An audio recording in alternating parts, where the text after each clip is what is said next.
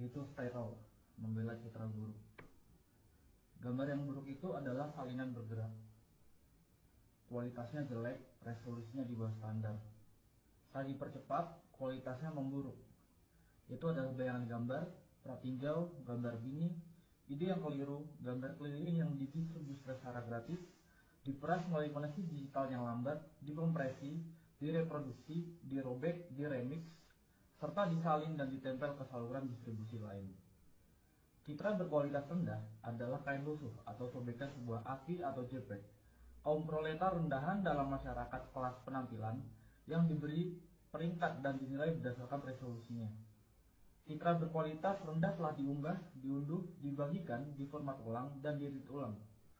Ini mengubah kualitas jadi aksesibilitas, nilai pameran jadi nilai kultus, film jadi klip, kontemplasi menjadi gangguan. Citra tersebut dibebaskan dari brankas bioskop dan arsip dan didorong ke dalam ketidakpastian digital dengan mengorbankan substansinya sendiri. Citra berkualitas rendah cenderung ke arah abstraksi. Ia adalah ide visual dalam proses pembentukannya. Citra buruk tersebut merupakan generasi kelima yang ilegal, gambar asli yang terdistorsi. Silsilahnya meragukan, nama filenya sengaja salah ija. Seringkali gambar ini melanggar warisan budaya, budaya nasional, atau bahkan hak cipta. Gambar ini diwariskan sebagai umpan, jebakan, indeks, atau sebagai pengingat akan bentuk visualnya di masa lalu. Gambar ini mengejek janji-janji teknologi digital. Tidak hanya seringkali terdegradasi hingga hanya menjadi buram yang terburu-buru. Bahkan orang pun ragu apakah gambar ini masih bisa disebut gambar sama sekali. Hanya teknologi digital yang mampu menghasilkan gambar yang begitu buruk seperti ini. Gambar yang buruk adalah hal yang lazim di zaman sekarang. Gambar-gambar yang terbuang dari layar, puing-puing produksi audiovisual, sampah yang terdampar di pantai ekonomi digital. Mereka menjadi saksi atas dislokasi, transfer, dan perbedaan gambar yang penuh kekerasan.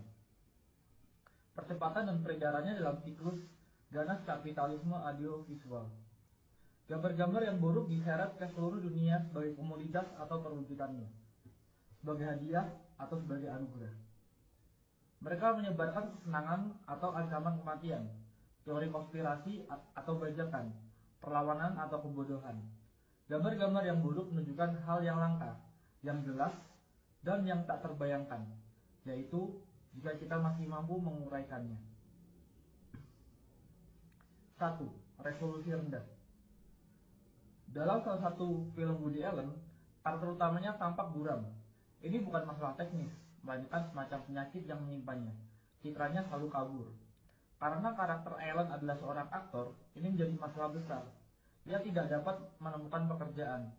Kurangnya kejelasan citranya berubah menjadi masalah misteri.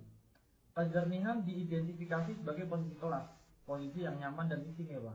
Sementara keburaman menunjukkan nilai seseorang sebagai sebuah citra. Namun, hierarki gambar kontemporer tidak hanya didasarkan pada ketajaman, tetapi juga dan terutama pada resolusi. Lihat saja toko elektronik manapun dan sistem ini, yang dijelaskan oleh Harun Faroki dalam sebuah wawancaranya yang penting tahun 2007 menjadi sangat jelas. Dalam masyarakat gambar, peran sebagai toko unggulan. Di toko unggulan, sinema mengambil produk-produk kelas atas dipasarkan dalam lingkungan yang mewah. Turunan yang lebih terjangkau dari gambar yang sama beredar sebagai DVD, di televisi siaran atau daring, sebagai bentuk yang berkualitas buruk. Jelas, gambar beresolusi tinggi terlihat lebih cemerlang dan mengesankan, lebih mimikri dan magis, lebih menakutkan dan menggoda daripada gambar yang buruk. Bisa dibilang, gambar beresolusi tinggi lebih kaya.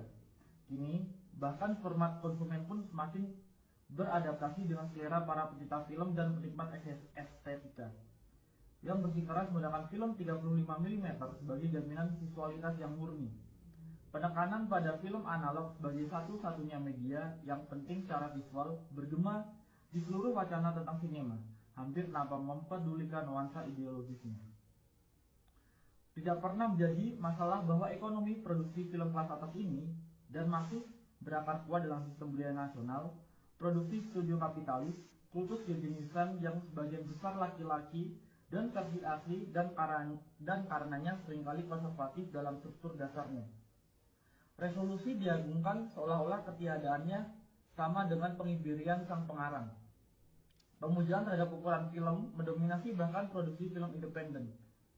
Citra yang kaya tersebut menciptakan hierarki tersendiri dengan teknologi baru yang menawarkan semakin banyak kemungkinan untuk secara kreatif merusak citra tersebut. 2. Kebangkitan sebagai gambaran yang buruk. Namun, bersikeras pada penggunaan gambar yang kaya juga memiliki konsekuensi yang lebih serius. Seorang pembicara dalam konferensi esai film baru-baru ini menolak untuk menampilkan cuplikan dari karya Humphrey Jennings karena tidak tersedia proyektor film yang memadai. Meskipun pembicara memiliki pemutar DVD dan proyektor video standar, para hadirin dibiarkan membayangkan seperti apa tampilan gambar-gambar tersebut. Dalam kasus ini, ketidakjelasan gambar tersebut disebabkan oleh kurang lebih bersifat sukarela dan berdasarkan premis estetika. Tetapi hal ini menjadi padanan yang jauh lebih umum berdasarkan konsekuensi kebijakan neoliberal. 20 atau bahkan 30 tahun yang lalu, restrukturasi neoliberal, produksi media mulai perlahan-lahan mengaburkan citra non-komersial, hingga pada titik di mana sinema eksperimental dan esai hampir tidak terlihat. Karena jadi sangat mahal, biaya untuk terus memutar karya-karya ini di bioskop sangat mahal, sehingga dianggap terlalu marginal untuk ditayangkan di televisi. Dengan demikian, karya-karya tersebut perlahan menghilang bukan hanya dari bioskop, tetapi juga dari ruang publik. Esai video dan film eksperimental sebagian besar tetap tidak terlihat kecuali beberapa pemutaran langka di museum film metropolitan atau klub film yang diproyeksikan dalam resolusi aslinya sebelum menghilang lagi ke dalam kegelapan arsip. Perkembangan ini tentu saja terkait dengan radikalisasi neoliberal dari konsep budaya sebagai komoditas, komersialisasi sinema, penyebarannya ke bioskop multiplex, dan marginalisasi pembuat film independen. Hal ini juga terkait dengan restrukturasi industri media global dan pembentukan monopoli atas audiovisual di negara atau wilayah tertentu. Dengan cara ini, materi visual yang resisten atau non-konformis menghilang dari permukaan ke dalam ruang bawah tanah berupa arsip dan koleksi alternatif yang hanya dipertahankan oleh jaringan organisasi dan individu yang berkomitmen yang akan mengedarkan salinan VHS bajakan di antara mereka sendiri. Sumber untuk ini sangat langka. Aset berpindah dari tangan ke tangan bergantung pada informasi dari mulut ke mulut di dalam lingkaran tertentu. Dari teman dan kolega. Dengan adanya kemungkinan untuk melakukan streaming video online, kondisi ini mulai berubah secara dramatis. Semakin banyak materi langka muncul kembali ke platform yang dapat diakses publik. Beberapa di antaranya dikurasi dengan cermat, contoh UBU web, dan beberapa hanya berupa tumpukan barang, yakni YouTube. Saat ini setidaknya ada 20 torrent esai film Chris Marker yang tersedia secara online. Jika Anda menginginkan retrospektif, Anda bisa mendapatkannya. Tapi ekonomi gambar berkualitas rendah lebih dari sekedar unduhan. Anda dapat menyimpan filenya, menontonnya lagi, bahkan mengedit ulang atau memperbaikinya jika Anda merasa perlu, dan hasilnya beredar. File AVI buram dari karya-karya agung yang hampir terlupakan dipertukarkan di platform P2P semi rahasia. Video poster rahasia yang diselundupkan keluar dari museum disiarkan di YouTube. DVD tayangan tontonan para seniman diperdagangkan. Banyak karya seniman avant-garde, esai, dan non-komersial telah dihidupkan kembali sebagai gambar berkualitas rendah, suka atau tidak suka. 3. Privatisasi dan pembajakan. Kemunculan kembali cetakan langka karya-karya seniman militan, eksperimental, dan klasik, serta seni video sebagai gambar berkualitas rendah memiliki makna tersendiri. Situasi mereka mengungkapkan lebih dari sekedar isi atau tampilan gambar. Hal ini juga mengungkapkan kondisi marginalisasi mereka, konstelasi kekuatan sosial yang menyebabkan peredaran mereka secara daring sebagai citra yang buruk. Gambar-gambar berkualitas buruk disebut berkualitas buruk karena tidak diberi nilai apapun dalam masyarakat kelas gambar. Statusnya sebagai gambar terlarang atau terdegradasi memberikan pengecualian dari kriteria tersebut. Kurangnya resolusi pada gambar-gambar tersebut membuktikan bahwa gambar-gambar itu telah dirampas dan dipindahkan. Jelas,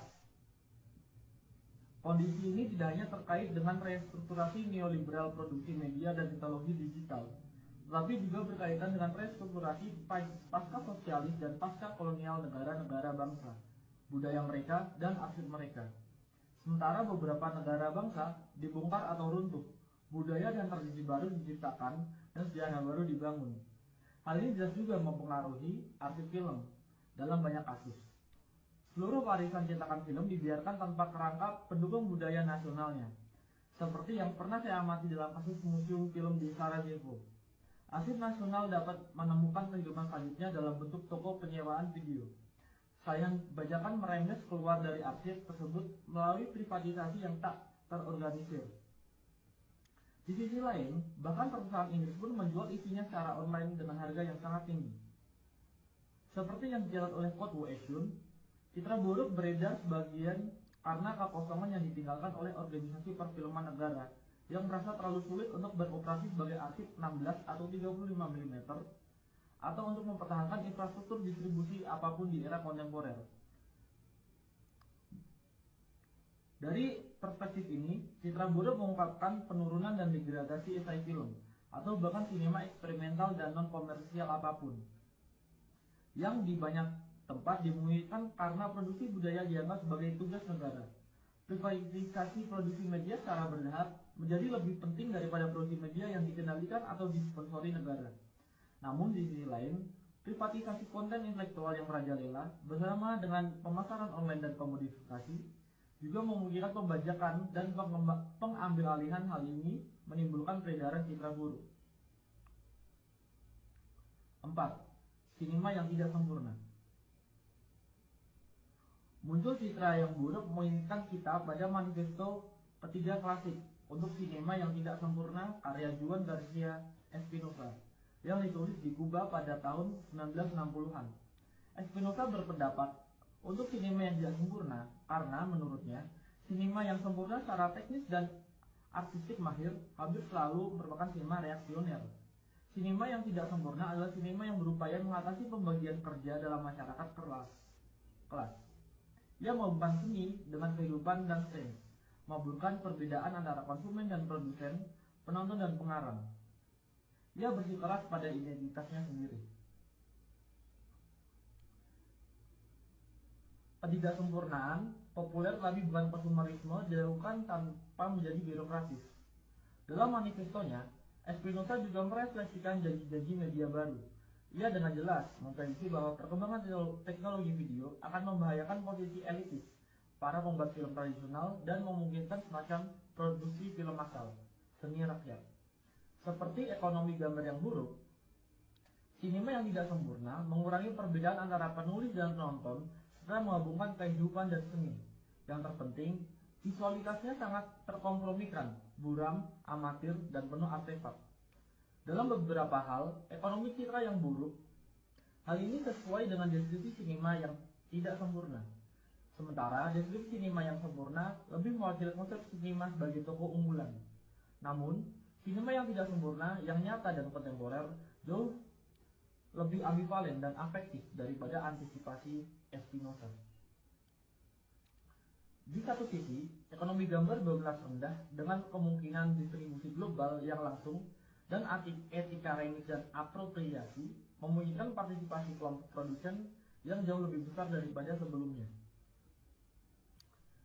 Namun, ini tidak berarti bahwa peluang-peluang ini hanya digunakan untuk tujuan progresif.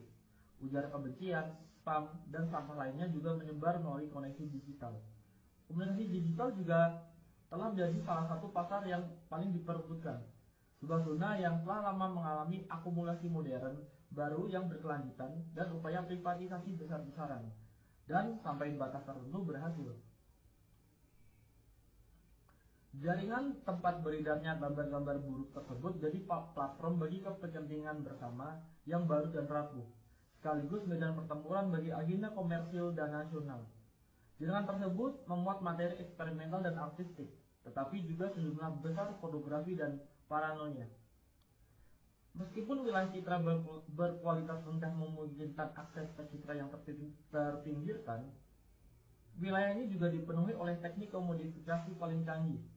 meskipun memungkinkan partisipasi aktif pengguna dalam pembuatan dan distribusi konten. Platform ini juga melibatkan mereka dalam produksi. Pengguna menjadi editor, kritikus, penerjemah, dan penulis bersama dari gambar-gambar berkualitas rendah. Dengan demikian, gambar yang buruk adalah gambar yang populer, gambar yang dibuat dan dilihat oleh banyak orang.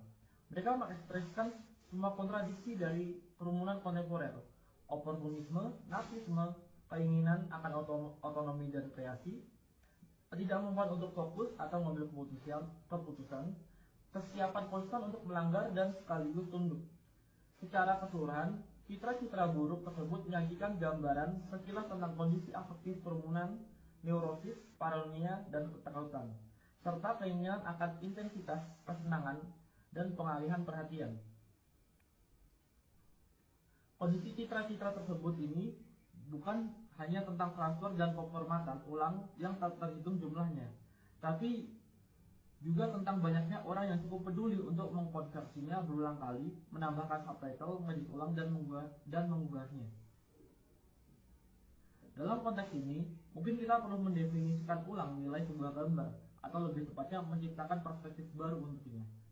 Terlepas dari resolusi dan nilai tukar, kita dapat membayangkan bentuk nilai lain yang didefinisikan oleh kecepatan, intensitas, dan penyebaran. Gambar yang buruk adalah buruk karena sangat terkompresi dan menyebar dengan cepat. Gambar tersebut kehilangan materi dan memperoleh kecepatan. Tetapi gambar tersebut juga mengekspresikan kondisi dematerialisasi yang tidak hanya dimiliki oleh warisan seni konseptual, tetapi terutama oleh model produksi semiotik kapital, seperti yang dijelaskan oleh Felix Guattari, mendukung penciptaan dan penyebaran paket data yang ringkas dan fleksibel yang sangat diintegrasikan ke dalam kombinasi dan rangkaian yang semakin baru. Penyederhanaan konten visual ini, konsep yang sedang terbentuk dari gambar, menempatkan dalam suatu perubahan informasi umum dalam ekonomi pengetahuan yang berbagai gambar dan keterangannya keluar dari konteks ke dalam pusaran deteritorialisasi kapitalis permanen. Sejarah seni konseptual menggambarkan hal ini dematerialisasi objek seni pertama-tama sebagai gerakan perlawanan terhadap nilai fetishisme visibilitas. Namun kemudian, objek seni yang telah didematerialisasi ternyata sangat cocok dengan semiotisasi kapital, dan dengan demikian, dengan arti tertentu, pergeseran konseptual citra buruk. Dalam kapitalisme, citra buruk juga mengalami ketegangan serupa. Di satu sisi, ia beroperasi melawan nilai fetishisme resolusi tinggi. Di sisi lain, justru nilai mengapa ia akhirnya terintegrasi sempurna ke dalam kapitalisme informasi yang berkembang pesat pada rentang perhatian yang terkompresi, pada kesan daripada impresi, pada intensitas daripada kontemplasi, pada pratinjau daripada pemutaran. 5. Kawan, bagaimana ikatan visual Anda hari ini?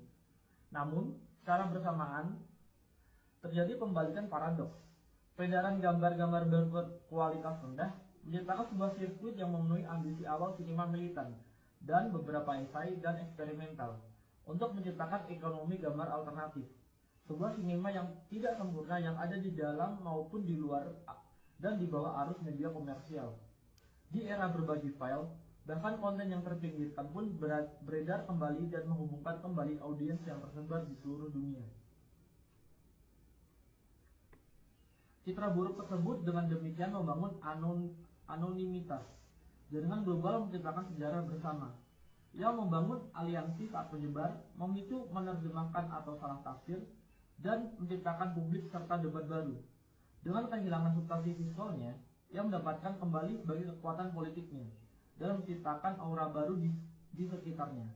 Aura ini tidak lagi didasarkan pada kekekalan asli, tetapi pada sifat sementara salinannya. Ia tidak lagi berlabuh ke dalam ruang publik klasik yang dimediasi dan didukung oleh kerangka negara bangsa atau korporasi, tetapi mengambang di permukaan kumpulan data yang sementara dan meragukan. Dengan terlepas dari kasanah perfilman konvensional, karya ini terdorong ke layar-layar baru dan sementara yang dirangkai oleh keinginan para penonton yang tersebar. Oleh karena itu, peredaran gambar-gambar yang buruk menciptakan ikatan visual. Demikian juga Vertov pernah menyebutnya. Ikatan visual ini menurut Vertov dimaksudkan untuk menghubungkan para pekerja di seluruh dunia satu sama lain. Ia membayangkan semacam bahasa adamik visual komunis yang tidak hanya dapat memberi informasi atau menghibur, tapi juga terorganisir para penontonnya. Dalam arti tertentu, mimpinya telah menjadi kenyataan, meskipun sebagian besar di bawah kekuasaan kapitalisme informasi global yang audiensnya terhubung hampir secara fisik melalui kegembiraan bersama keselarasan afektif dan kecemasan. Namun, ada juga peredaran dan produksi gambar berkualitas rendah yang dihasilkan oleh kamera ponsel, komputer rumahan, dan bentuk distribusi yang tidak konvensional. Koleksi optiknya, penyusunan kolektif sebagai file atau sirkuit distribusi akan rumput, menguatkan hubungan yang tidak menentu dan kebetulan antara para produsen dimanapun yang secara bersamaan membentuk audiens yang tersebar. Peredaran gambar-gambar berkualitas buruk memicu baik jalur perakitan media kapitalis maupun ekonomi audiovisual alternatif. Selain banyak kebingungan dan penyeranan, hal ini juga berpotensi menciptakan gerakan pemikiran dan pengaruh yang mengganggu. Peredaran gambar berkualitas rendah dengan demikian memulai babak lain dalam dianologi histori sirkuit informasi non-konformis, ikatan visual verto, pedagogi pekerja internasionalis yang dijelaskan oleh Peter Weiss dalam The Aesthetic of Resistance, sirkuit sinema ketiga, dan trikontinentalisme, pembuatan film dan pemikirnya yang tidak berpihak. Gambar berkualitas rendah, betapapun ambivalennya statusnya, dengan demikian mengambil tempat dalam dianologi pamflet yang disalin karbon, film agitprop kereta api, majalah video bawah tanah, dan materi non-konformis lainnya, yang secara estetika sering menggunakan materi berkualitas rendah. Selain itu, hal ini juga mengaktualisasikan kembali banyak gagasan historis yang terkait dengan sirkuit-sirkuit ini, antara lain gagasan Vespa tentang ikatan visual. Bayangkan seseorang di masa lalu dengan baret bertanya kepada Anda, "Kawan, apa ikatan visual Anda hari ini?" Anda mungkin menjawab, "Ini adalah tautan ke masa kini." 6. Sekarang. Citra buruk tersebut mewujudkan nasib setelah kematian banyak mahakarya sinema dan seni video di masa lalu. Karya-karya tersebut telah diusir dari surga terlindungi yang tampaknya pernah menjadi milik sinema.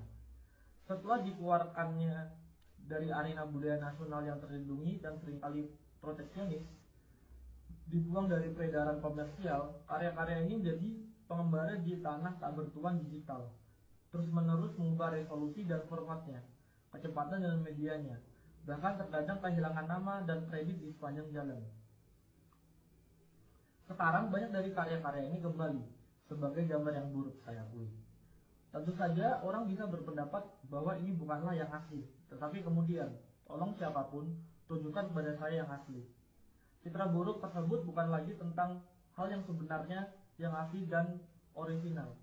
Sebaliknya, ini tentang kondisi eksistensinya yang nyata, tentang sirkulasi kerumunan, penyebaran digital, temporalitas yang terpecah-pecah dan fleksibel. Ini tentang pembangkangan dan mengappropriation, sama seperti tentang konformisme dan eksploitasi. Singkatnya, ini tentang realitas.